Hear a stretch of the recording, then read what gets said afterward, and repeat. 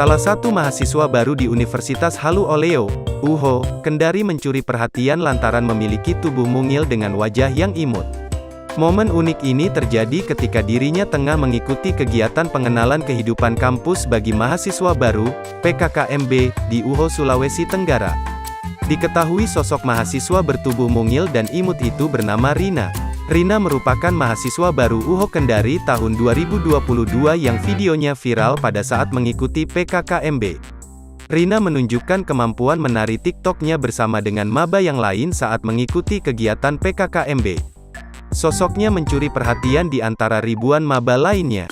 Tubuhnya yang mungil dan wajahnya yang imut, membuat banyak orang tak menyangka bahwa Rina adalah seorang mahasiswa.